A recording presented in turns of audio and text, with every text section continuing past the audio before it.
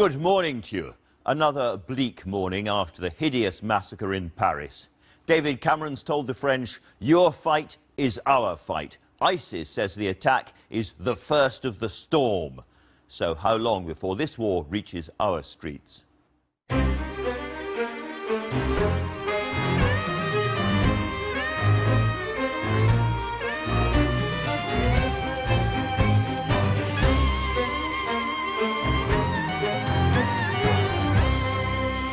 I'm joined this morning by the Home Secretary, Theresa May, the Shadow Justice Secretary, Lord Faulkner, and the French Ambassador to the UK, Sylvie Berman.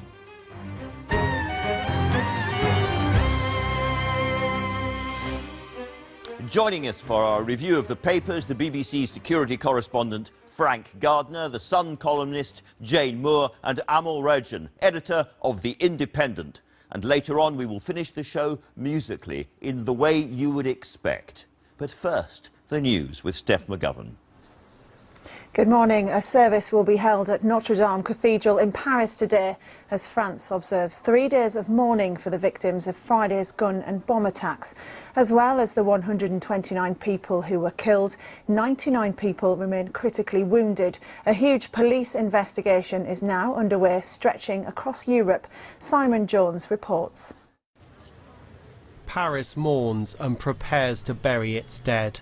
As the international investigation continues, more shocking images are emerging of the terror that came to the French capital. At the Bataclan concert hall, some tried to escape the bloodshed inside by hanging out of windows.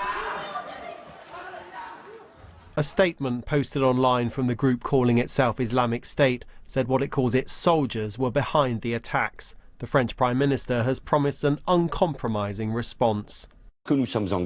Because we are at war, we need to expect aftershocks, but we will retaliate to destroy this terrorist army.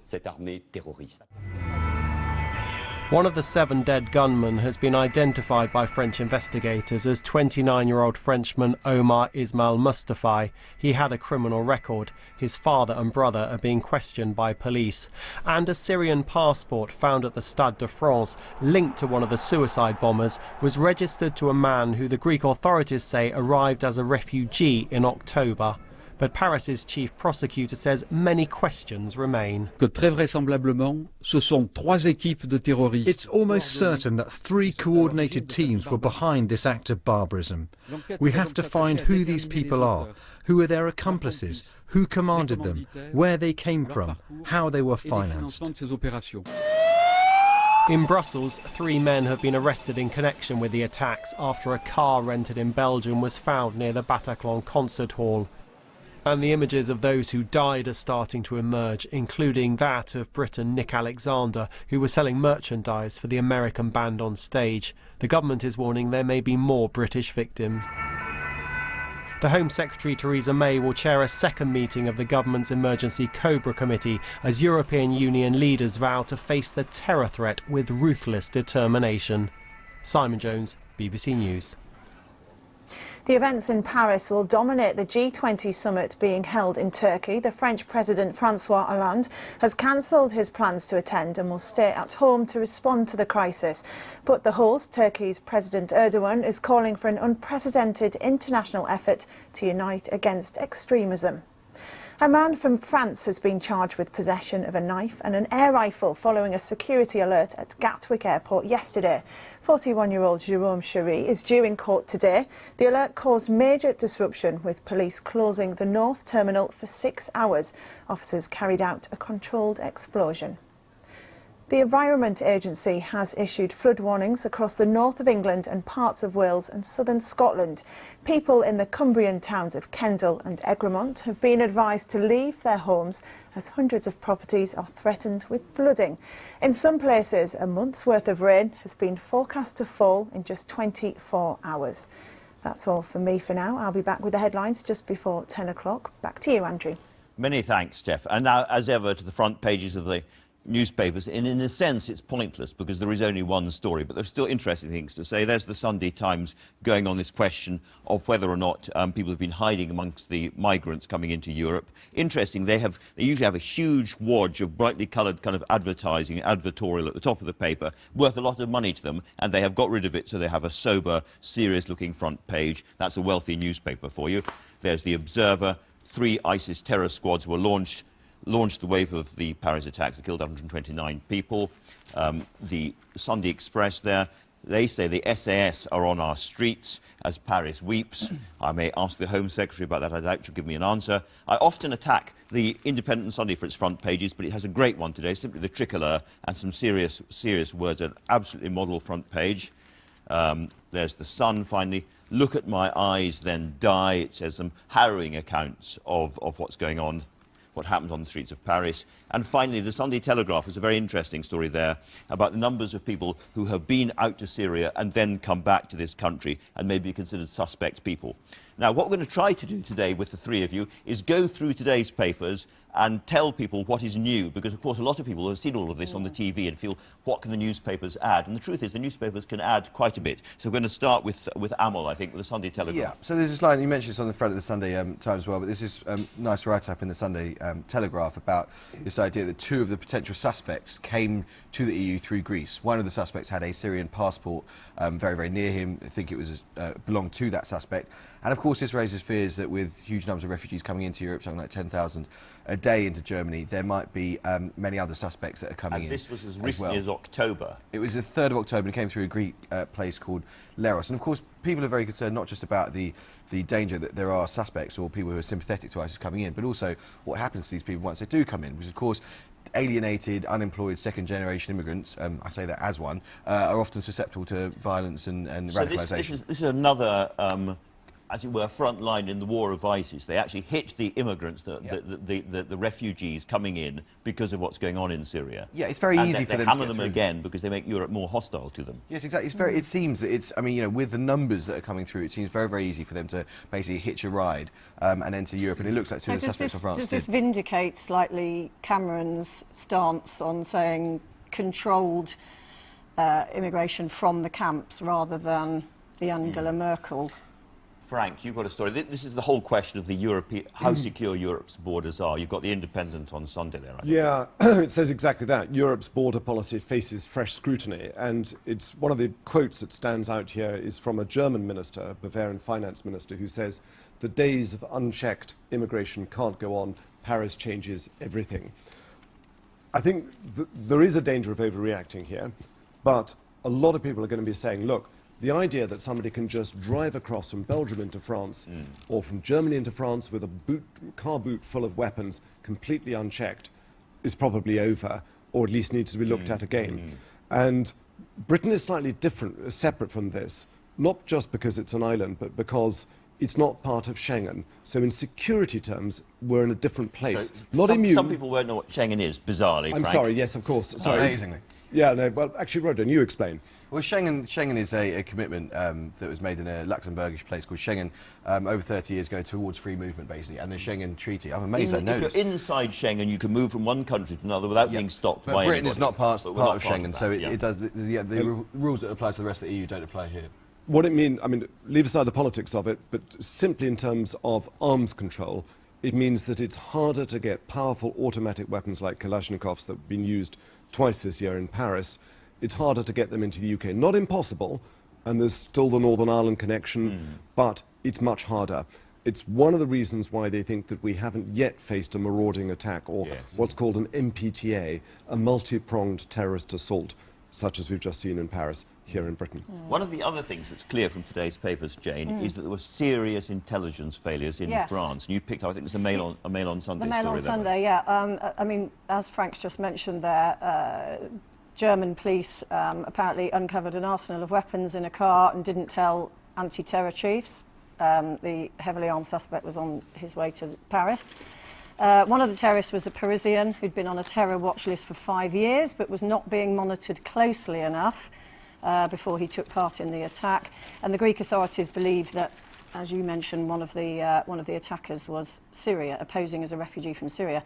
But again, you know, and we have here a spokeswoman for France's ruling Socialist Party said obviously there was a failure of intelligence.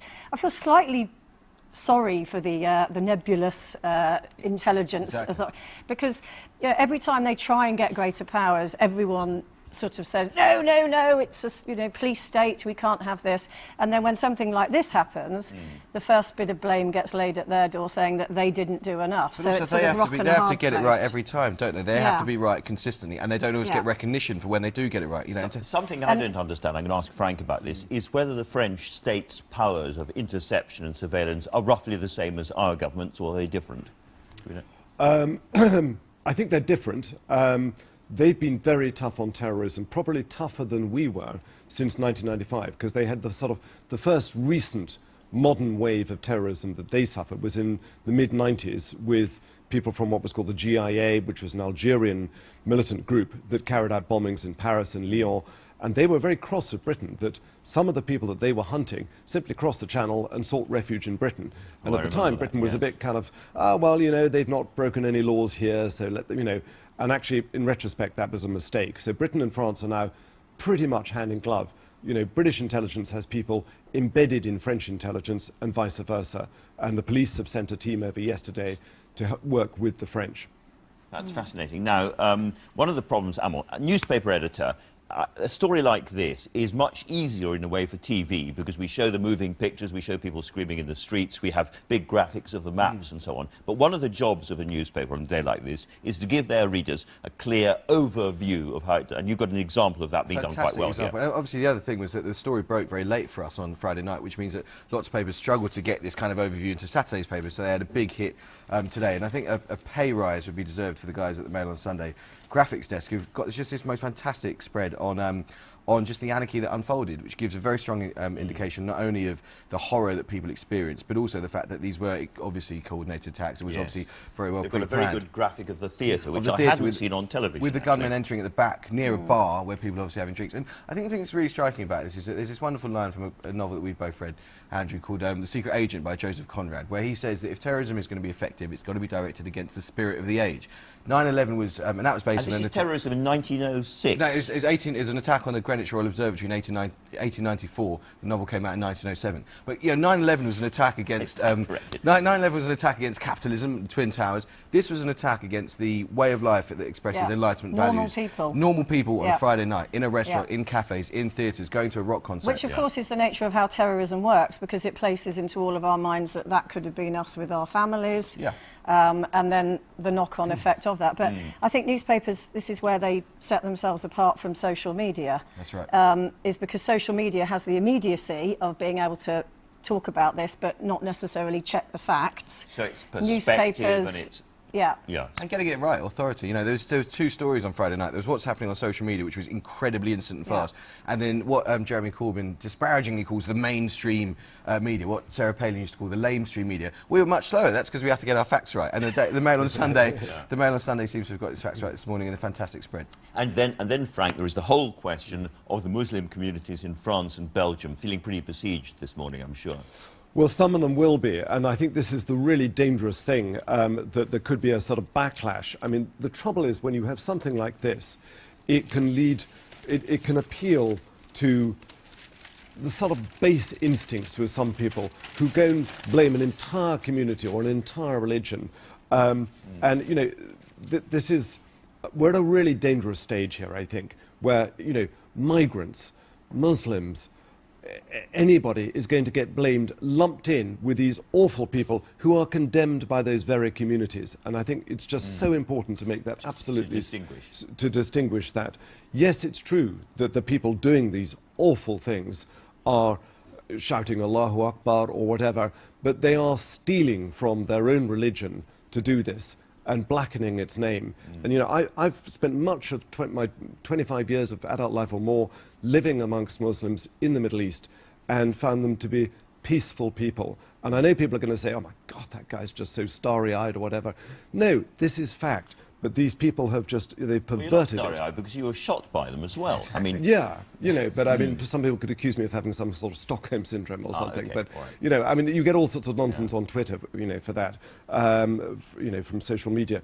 But it's a dangerous juncture because it's really important that society doesn't get polarised now. And there is a perception, I don't know if it's fair or not fair, that France's Muslim communities are more alienated from or suspicious of the state than Muslim communities in Britain, who are still helping the authorities. And that's partly to do with something very boring, which is planning regulation, which is to do with the fact that if you go to Paris, you have a very white and wealthy central area, and then the banlieue around the outside. You also have the relics of the 1967 Algerian War of Independence. Anyone who's ever seen the fantastic film La Haine will know the character Saïd was a sort of relic of that time, and the Kouachi brothers, who were responsible for Charlie Hebdo, were kind of a remnant of that. So you have a very different social and geographic structure to London, which I think is much more integrated. It would be great to see a mass protest by Muslims with "Not in our name," which is one of the things that was put on one of the roses that were left at the scene. Meanwhile, it's all about solidarity and letting life go on. Yeah. And interestingly, the sports pages are also part of the main story. Yeah, the unifying force of sport. One of the players at the French-Germany game, Lassana Diarra, he lost a cousin in the shootings while the match was going on. They're saying here that obviously the match on Wednesday between France and England is going to go ahead, and they're going to encourage fans to sing La Marseillaise. I hope they get the players to. A lot of the players can't even sing the national anthem. So the French national anthem. They're a bit going of to rehearsal, have to guys, do a bit need of, But this is the story I love the most about sport, is that after the match, obviously both sets of players were at the stadium and nobody knew what was going on, so it was all panic. And the German team were advised not to go back to their hotel because they didn't know what was going out on the streets. And the French team refused to leave, and they stayed with the German team, and they all slept on mattresses. Real solidarity. Yeah, they slept in mattresses through the night. So I thought that was a lovely story. Let's talk a little bit about how well Britain is prepared, Frank. Yes, which is cue for me to find the... Oh, yes, here's the right... I'm sorry, paper, it's entirely my fault. No, not at all, it's just me messing it up. Yeah, The Secret War, this is in the Sunday Mirror. It's basically about how there are thousands, they say, of undercover operatives monitoring suspects with more police on patrol, and that the SES is out on the streets and so on. This comes to the problem of not only the estimated 400 people who've gone out from Britain to Syria and Iraq to be with ISIS or with Jabhat al-Nusra and come back, but also those who are getting radicalised over the internet, who haven't even gone out there, but are being encouraged over the internet, over Skype or whatever means, by people to carry out attacks here. And they can't monitor everybody. We have more CCTV cameras here in Britain than anywhere else in Europe, which is one of the reasons it keeps us slightly safer. But I keep hearing warnings from the police and from government officials. I think the figure, certainly the figure in the Sunday Telegraph, was about 750 British people went out into ISIS-controlled territory. About 400, roughly speaking, have come back. That's an awful lot of people to follow. And we know that one of the bombers, the killers in France, was known to the police, and they just didn't presumably have the resources to follow this guy. What they do over here is they have a triage system. So when they come back, they are assessed, essentially, by people from the Home Office. What sort of a risk are they? And there is a broad spectrum. There are some people who are coming back completely traumatised, don't want anything to do with it. They've seen horrible things. They made a mistake. They want to get on with their lives. Yeah. Exactly. You know, it's back to whatever job they were doing before. Don't we need to hear from them? That's what I always think. Because they come back and then it all goes very quiet. But we need them on television saying, look, I've been out there. This is not as it is painted. This is not... And we need them to be saying that to vulnerable people who are susceptible to radicalisation. Absolutely. But just the corollary to that is the other end of that spectrum is that there are people who they haven't got enough evidence to say this person fired an AK or tormented prisoners or whatever, but we think he is really radicalised, and that person is being watched round the clock by people.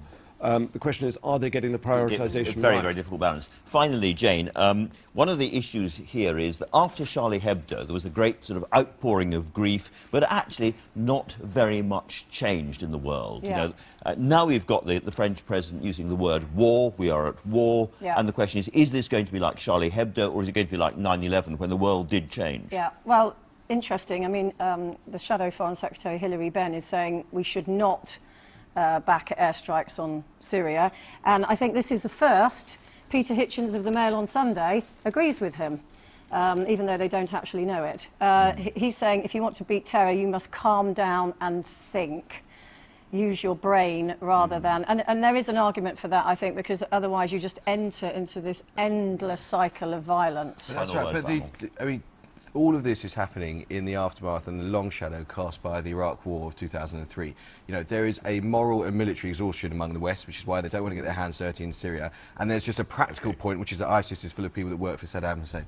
Absolutely. Well, listen, I've learned a great deal in the paper review. Thank you all three.